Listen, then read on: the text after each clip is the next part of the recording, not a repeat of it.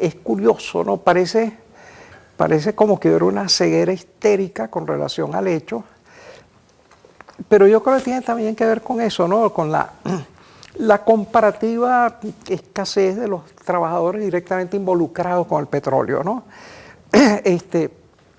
Repito, en su mayor tiempo, algo así, un poco más de 40.000, no sé en cuánto estar ahorita, pero hubo momentos en los cuales, mira, yo creo que después del sabotaje petrolero, la cosa estaba funcionando con 20.000. Pero en todo caso, fuere cual fuere la cifra, es un porcentaje insignificante de la producción. Yo estaba pensando, fíjate que las novelas más célebres del siglo pasado son todas sobre la Venezuela agrícola, el modo de producción de las haciendas. Tú tienes en este país, tienes Peonía, tienes Doña Bárbara, tienes incluso sobre la misma tierra, todos son novelas rurales, hasta una novela intimista como Memorias de Mamá Blanca. Es una niña en una hacienda. Fíjate cómo ese modo de producción sí está perfectamente expresado en la inmensa mayoría de nuestra producción literaria y cultural. En cambio, el petróleo, mira, son unos outsiders casi los que se ponen a trabajar sobre eso, ¿no? Pero es eso, creo yo que es por la escasa cantidad de gente que está directamente trabajando en el petróleo. Y es más, de estos 100 y pico mil, muchos de ellos serán en cuestiones administrativas, que nunca han perforado un pozo o se han montado una cabria. Yo sí me monté, muchachos, en los campos de Jusepín, estaban unas cabrias por ahí sueltas, escoteras, y entonces de ocioso me ponía a escalarlas para ver desde arriba. Venezuela ha cambiado radicalmente con la explotación petrolera. Éramos un país agrario, con gran parte de su población rural, y entonces en muy pocas décadas pasamos a ser un país que depende de una industria extractiva que arroja inmensa cantidad de recursos al fisco nacional y que éste los redistribuye, pero los redistribuye de manera injusta entre pequeños grupos de privilegiados. Entonces pasamos a ser una sociedad urbana. En 1951 la población de las ciudades supera a la población rural y actualmente la población del campo es muy pequeña. Pasamos a ser un país industrial o en vías de industrialización, un país en el cual las ciudades son el principal modo de vida de las personas. Éramos el siglo antepasado un país con personas obligadas a una gran austeridad en sus modos de vida, y entonces hemos pasado a ser un país dominado por una ideología consumista, con una clase media con grandes estilos de consumo y un resto de la población con aspiraciones de acceder a esos estilos de consumo. Habíamos sido un país hasta cierto punto centrado en lo nuestro, aunque teníamos una élite siempre europeizante o favorable a Estados Unidos. Actualmente el empuje de los medios de comunicación, que son como los heraldos del consumismo, nos ha insertado modelos de actuación, de cultura, de consumo foráneos, el modelo estadounidense, el modelo europeo, de modo que Venezuela en muy pocas décadas ha asumido cambios que a otras sociedades le han tomado siglos. Por eso un poco el desencuentro y la fragmentación de nuestra vida social. Las modificaciones, las transformaciones han sido rapidísimas, muy profundas, y todavía no encuentran una forma estable, son inestables, desiguales. Uno tiene que partir de la idea de que la infraestructura económica tiende a determinar, no de una manera automática, pero hay una tendencia a determinar la superestructura ideológica. Y entonces es bueno estudiar en qué forma nuestra infraestructura económica, que ha pasado a ser un país exportador de un recurso que se extrae, ha cambiado nuestra manera de pensar. Yo creo que sobre el petróleo hay en el país una especie de ceguera histérica. Se ha tendido o a ignorar el fenómeno o a disimularlo, o también a presentarlo como una cosa malvada y demoníaca de la cual hay que prescindir. En ese sentido, fíjate tú que se ha ido creando expresiones como el excremento del diablo, el laberinto, el minotauro, etcétera, tendiendo a satanizar el petróleo. Es decir, el petróleo es algo malo, el petróleo sería rentista. Eso es un error económico garrafal. El autor de la teoría de la renta, que es David Ricardo, dice que toda renta viene del trabajo, bien sea la renta de la tierra, bien sea la renta del capital o bien sea la renta de la producción. Nosotros lo que estamos haciendo es la liquidación de un activo. Lo estamos vendiendo, eso no es renta, eso es el producto de liquidación de un activo, como lo saben todos los economistas. Entonces, hay la tendencia a satanizar el petróleo. ¿Para qué? Para lograr que los venezolanos le tengamos una especie de tirria y digamos, tenemos que desprendernos de esa cosa tan mala. Tenemos que dejárselo a otros, a las transnacionales, que por favor se lo lleven para que no nos haga tanto daño. Yo creo que por el contrario hay un posible entendimiento de la materia del petróleo como una cosa positiva. Es un recurso extraordinario. El mundo depende de él. Hay una cierta deformación de la economía en torno al petróleo, pero no la nuestra. Piensen ustedes en lo que sucedería, por ejemplo, con el mundo desarrollado una semana sin petróleo en Nueva York, una semana sin petróleo en Londres, en París, etcétera. ¿Qué terminaría sucediendo en el mundo? Es un recurso vital y tenemos que adaptarnos a eso, es decir, saber que no hay otra fuente actualmente de energía más practicable económicamente y que como es un recurso no renovable tenemos de una vez que irnos preparando para su posible agotamiento en un futuro, puede ser más lejano, más cercano, pero que siempre está dentro del futuro previsible, mediano. Entonces tiene que haber eso. Ahora, es importante esa especie de elusión. Fíjense que si uno se da cuenta de las principales novelas del siglo XIX y del siglo XX, casi todas tienen por tema el modo de producción fundamental de la Venezuela de entonces, que era el agrario, las haciendas, el campo. Piensen ustedes nada más en Peonía de Manuel Vicente Romero García, piensen en Este País de Urbanés H. Paul, piensen incluso en La Casa de los Ávila de Pocaterra, piensen en Doña Bárbara, piensen en Canta Claro, incluso en una novela intimista como Memorias de Mamá Blanca. Se trata de una niña, pero que vive en una hacienda. Nuestra literatura y nuestra cultura reflejaba ese hecho de que éramos una sociedad rural. Repentinamente, por contraste, venimos a hacer una especie de censo de nuestra producción cultural el siglo pasado y hasta en el presente, y vemos que son muy pocas y excepcionales las obras que versan sobre el petróleo. Por ejemplo, uno ve solitarias casi destellando allí obras como Mene, una extraordinaria novela de Ramón Díaz Sánchez, y también Casandra, menos nombrada, pero que es importante, sobre el área de Maracaibo, y algunos de los cuentos de negros y de los cuentos de Ramón Díaz Sánchez.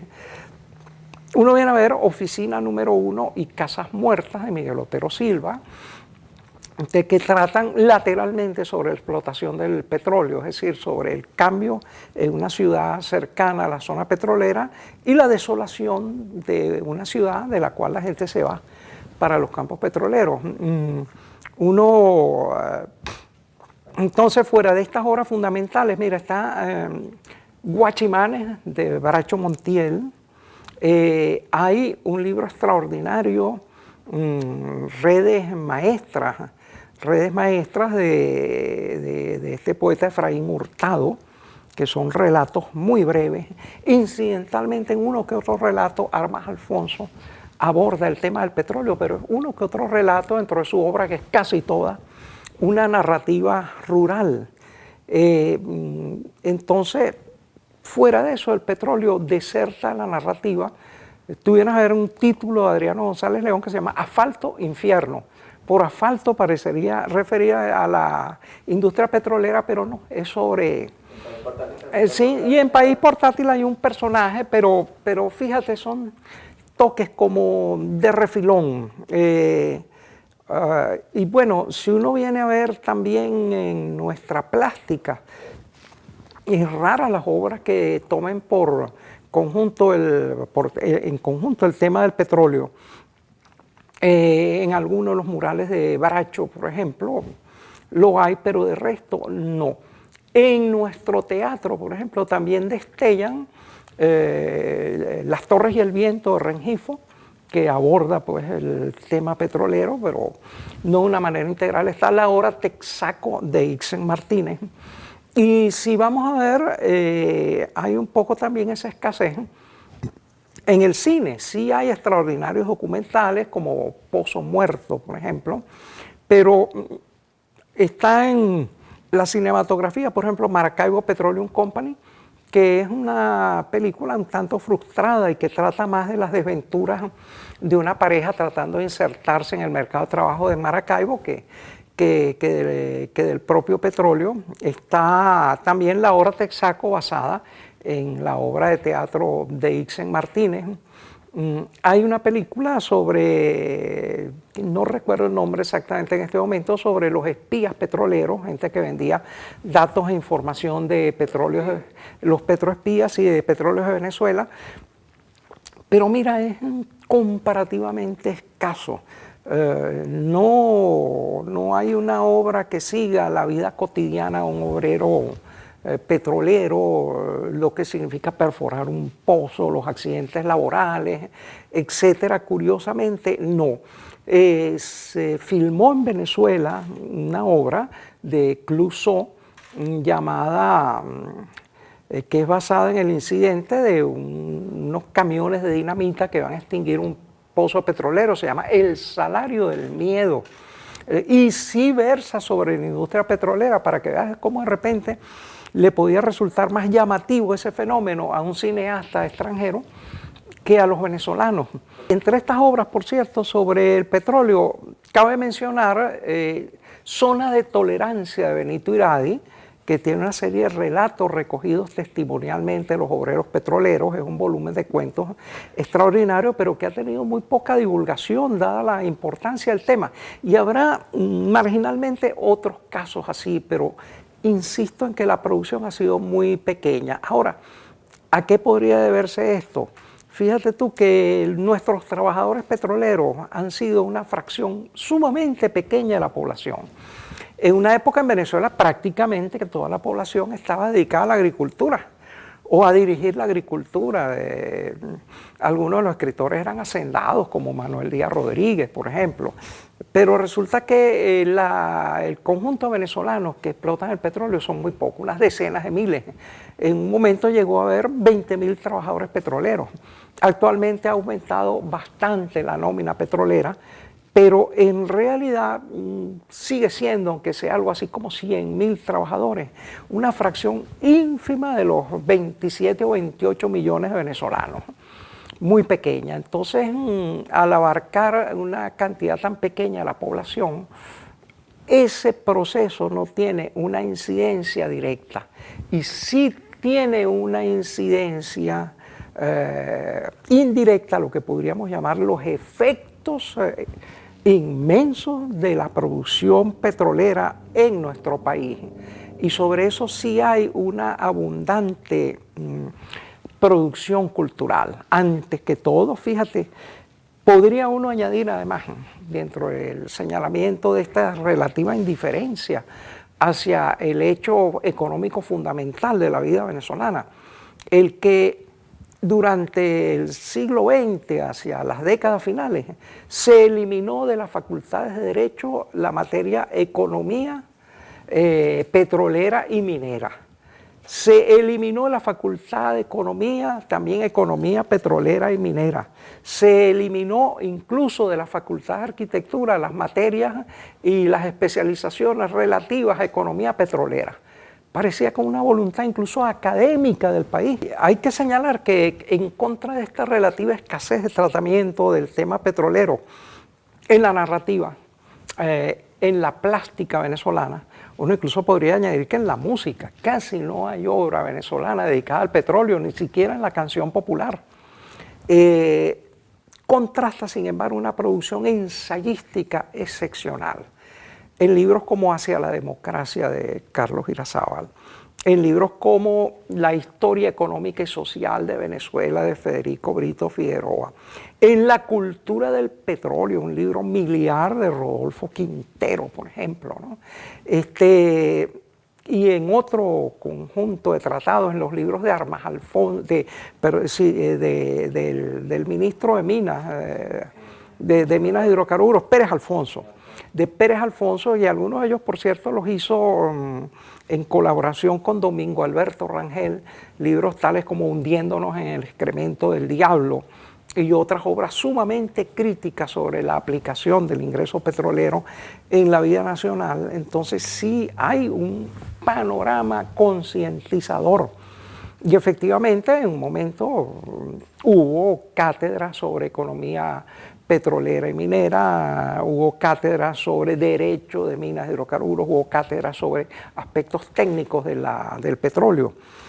Entonces sí hubo un discurso crítico sobre el petróleo. Fíjate tú que hay una consigna lanzada a principios de los años 40 que se le atribuyen tanto a Arturo Uslar Pietri como a Adriani, en el sentido de que habría que sembrar el petróleo.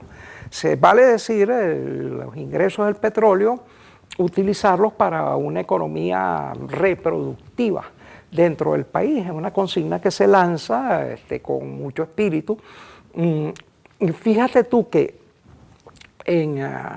no solo dentro del discurso de la izquierda radical, está la nacionalización del petróleo, sino que además en 1970 nos reunimos en Cabimas cerca de 1 millar de intelectuales que vamos allí, bueno, precariamente, algunos en colitas, en autobuses, etcétera, y pasamos un conjunto de días allí conviviendo con la gente de la población, a veces pidiéndoles prestados los zaguanes para colgar un chinchorro y dormir, para hacer un congreso cultural de Cabimas, que es un modelo de acción intelectual, porque ahí se analizó la vida nacional en sus aspectos sociales, en lo de la ciencia y tecnología, en el petróleo, y es más, se predijo que el modelo petrolero, ese congreso sucede en 1970, se agotaría hacia el año 83 o el 84.